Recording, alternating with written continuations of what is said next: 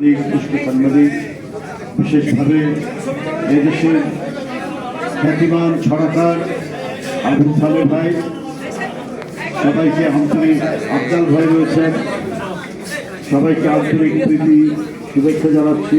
এই শহরের সামনে থেকে আপনারা অত্যন্ত ভাব গম্ভীর পরিবেশে দেশনেত্রী বেগম খালেদা জিয়ার জন্য এই শোকসভার আয়োজন করেছেন।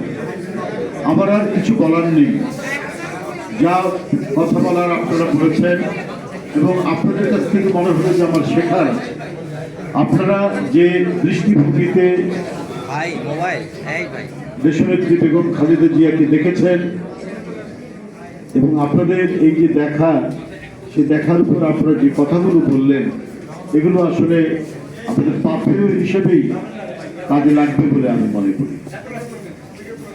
সংবাদপত্র জগৎ একটা বিশাল জগৎ, রাষ্ট্রের চতুর্থ স্তম্ভ, কত কি বলি, কিন্তু এটার সাথে নিবিড় সম্পর্ক যার, সেটা আদর্শিকভাবে এবং ব্যক্তিগতভাবেই তো সম্পর্ক থাকার কথা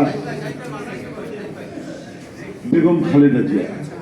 কারণ তার স্বামী জিয়াউর রহমান শহীদ জিয়া,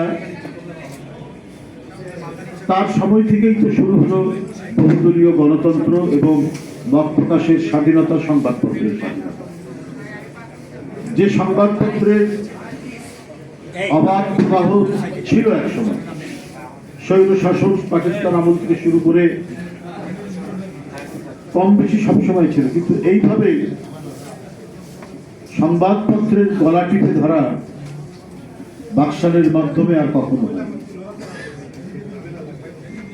যারা কোন রকম ছোটখাটো কাজ করে জীবন নির্বাহ করেছেন চাকরি চলে যাওয়ার পরে, কিন্তু জিয়াউর রহমানের কারণে আবারও এদেশের সংবাদপত্র শিল্প, সাংবাদিকতা, লেখনী এবং কথা বলার মুক্ত প্রবাহ তৈরি হয়। সেটাকে এগিয়ে নিয়ে গিয়েছিলেন সামনের দিকে, সেটা বেগম খালেদা জিয়া। সুতরাং একটা অবিচ্ছেদ্য সম্পর্ক তো রয়েছেই বেগম খালেদা জিয়ার সাথে,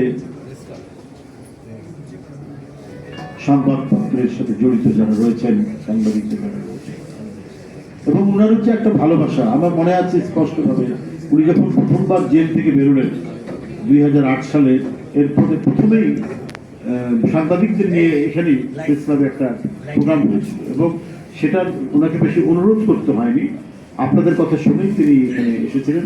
সম্ভবত তখন রোজার মাস ছিল বা এরকম ইফতারিতে উনি আসলেন।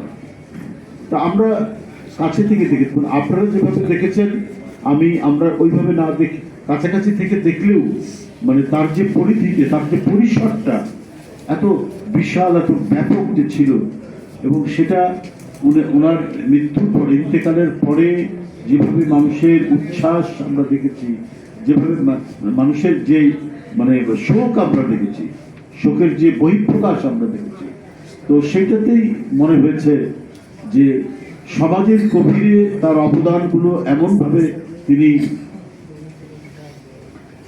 রেখে গেছেন, সেটা তার মৃত্যুর পরেই জানা গেছে।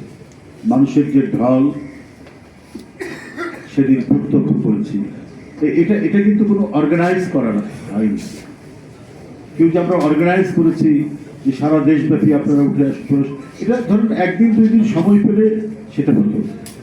আমরা এটা দেখেছি ইয়ের পরে, কি বলে যে মৃত্যুর পরের দিনই তো জানা যায়, তো ওই সুযোগ বা সময় ছিল না। এটা ছিল একেবারেই স্বতঃস্ফূর্ত, মানে বাড়ি ঘর থেকে, মানে সাধারণ কর্মকর্তা, কর্মচারী, কেরানি, পানের দোকানদার, মানে সমাজে যারা বাস করে, এদেশের জনগণ, তাদের নানা শ্রেণী পেশার মানুষ নিজের তাগিদে এসে সেখানে অংশগ্রহণ করছে। তার মানে যে তার যে অবদান প্রধানমন্ত্রী হিসাবে, রাজনীতিবিদ হিসাবে, তার সামগ্রিক ব্যক্তি জীবন বিশ্লেষণ করে এদেশের মানুষ যতটুকু দেখেছে সেইখানে তাদের যে আবেগ তৈরি হয়েছে, সে আবেগ এবং শ্রদ্ধা দেখানোর জন্য ইতিহাসের একটি নজিরবিহীন জানাজা আমরা সেটি দেখেছি। অনেকে এখানেও বলেছেন যে ইমাম খোমেনির পরে এত বড় জানাজা আর কখনো হয়। তো ইমাম খোমেনির জানাজাও আমরা আমাদের মনে আছে, এটা 89 বা 90 এরকম। তো তার চেয়ে তো আমার কাছে মনে হয়েছে অনেক বিষয়, মানে ঢাকা শহরব্যাপী মানুষের যেন স্রোত বয়ে যাচ্ছে। এই ছিল মানে মানুষের যে একটা মানে ঢল, শোকাচ্ছন্ন মানুষ, তারা যে জানাজা পড়ার জন্য ফিরে আসছে, এটা একান্তই মনের ভেতরের ভালোবাসা না থাকলে এটা সম্ভব হতো না। আপনারা অনেকেই বলেছেন এই যে মহিরুহ, একটা মানুষ মহিরুহ হয়ে উঠে, মহিরুহ হয়ে উঠলে তার ছায়া পড়ে, এই ছায়াতে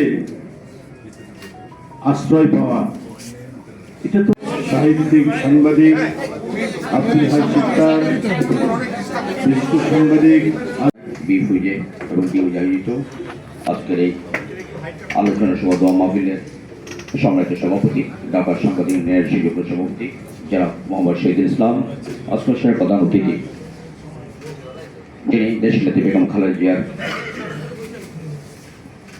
সাথে অত্যন্ত বিশ্বস্ততার সহিত রাজনীতি করেছেন, এদেশের গণতন্ত্র পুনরুদ্ধার আন্দোলনে সর্বোচ্চ ত্যাগ স্বীকার করেছেন,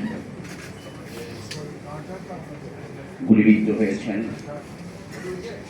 বঙ্গুত্বকে সাদরে বরণ করে প্রতিটি মুহূর্ত যিনি দেশের জন্য, দেশ মাতৃকার জন্য লড়াই সংগ্রাম করে যে যাচ্ছেন, আমাদের গর্বের দল, আমাদের অহংকার, বিএনপির সিনিয়র যুগ্ম মহাসচিব অ্যাডভোকেট রুহুল কবির রিজভী আহমেদ আজকের অনুষ্ঠানে উপস্থিত আছেন। একটু আগে যার বক্তব্য শুনলাম, অনর্বশী বক্তা, বাংলাদেশের অন্যতম প্রধান কবি, নজরুল গবেষক, বিএনপি চেয়ারপারসনের সমিতি উপদেষ্টা, আমাদের সাংবাদিক নেতা যারা কবি আব্দুল হাই সিকদার, উপস্থিত আছেন বাংলা ফেডারেল সাংবাদিক ইউনিয়নের সাবেক মহাসচিব, আমাদের সাংবাদিকের নেতা জনাব এম আজিজ, জাতীয় প্রেস ক্লাবের সুযোগ্য সাধারণ সম্পাদক, ফেস্টিভাল উৎখাতের পরে প্রেস ক্লাবটাকে সদস্যদের প্রেস ক্লাব, সাংবাদিক প্রেস ক্লাব হিসেবে সেকেন্ড হোম হিসেবে পরিণত করার জন্য যিনি অসমান অবদান রেখেছেন, জাতীয় প্রেস ক্লাবের সদস্য জনাব ভুইয়া, উপস্থিত আছেন আরেকজন আমাদের অভিসংবাদিত সাংবাদিক নেতা। আমি ম্যাডাম যখন 2 বার প্রধানমন্ত্রী ছিল, আমি কিন্তু 2 বার মহাসচিব ছিলাম, সুতরাং ওনার সাথে মঞ্চে আমি কয়েকবার উঠেছি। এছাড়া আগে হরতাল কারতাল ছিল, হরতাল হলেই তিনি আমাদেরকে ডাকতেন, অনেক জাতীয় ইস্যুতে আলোচনা করতেন, অনেক সময় আড্ডা মারতেন, এবং তার কিন্তু ঐশ্বরিক শক্তি ছিল। তিনি বলতেন কম, শুনতেন বেশি, এবং শোনার পরে যেটা যেটা দেশ, গণতন্ত্র এবং জাতির ইন্টারেস্ট আছে সেটাকেই তিনি পিক আপ করতেন, এবং রিজভী ভাইও জানেন এটা। তো আমার বক্তব্য হচ্ছে একটাই, এখন কথা অনেক বলা যায়, আমার শুধু একটাই, এরকম একজন মনীষী নারী আপনার খেয়াল করে দেখেন, তার জানা যায় 100 দেশের প্রতিনিধি এসেছিল, 4 দেশের 6 জন ফরেন মিনিস্টার এসেছিল, এবং অভূতপূর্ব সারা ঢাকা শহর ভরে গেছিল। আবার এখানে আপনারা বলেছেন ম্যান্ডেলা এবং খামেনি, তারপরেই কিন্তু এত গ্যালারি হয়েছিল, তার স্মরণকালের ইতিহাসে বাংলাদেশে এরকম জানা যায় মানুষ হয় না। তো যাই হোক, আমার খালি একটাই বেদনা, তার সাথে ব্যক্তিগতভাবে আমি কিন্তু এটাকে আশ্রয়স্থল মনে করতাম। সারা বাংলাদেশে তিনি কিন্তু রাজনীতির দেশের গার্জিয়ান ছিলেন, তার আরও কিছুদিন দেশে থাকার দরকার ছিল, তাকে কিন্তু আসলে মেরে ফেলা। দেখেন, একটা মিথ্যা মামলা, নির্জন কারাগারে তাকে বন্দি প্রকোষ্ঠে রাখা হয়েছে, সেই জেলে আমিও ছিলাম, সেখানে তেলাপোকা টিকটিকি ছাড়া কিছু ছিলাম, এবং কারাগারের পুলিশদেরকে মিয়া সাহেব বলতো, মিয়া সাহেব যে বাথরুম ইউজ করতো, ম্যাডামও সেই বাথরুমে ব্যবহার করতো, এবং বলা হয় যে তাকে স্লোন পয়জনিং করা হয়েছে, এবং তিনি সারা এতই আপোষহীন ছিলেন, তার জীবন শেষ করতে দিয়ে দিয়েছেন, কিন্তু আপোষ করেন। ইচ্ছে করলে আপোষ করলে 111-এর সময় ক্ষমতা আসতে পারতেন, আপোষ করলে তিনি বিদেশে চাকরি চিকিৎসা নিতে পারতেন, কিন্তু তার জীবন দিয়ে গেছে। এখানে অনেক শিক্ষণীয় আছে। শুধু আমি এটাই বলবো, ম্যাডাম আরো বেঁচে থাকার দরকার ছিল। অন্তত পক্ষে তিনি কিন্তু শুধুমাত্র বাংলাদেশের রাজনীতির অভিভাবক ছিলেন না, এই সাবকন্টিনেন্টের কিন্তু অভিভাবক হয়ে উঠেছিলেন। তিনি মারা গেছেন, আমি তার গৃহের মাত্র একদম।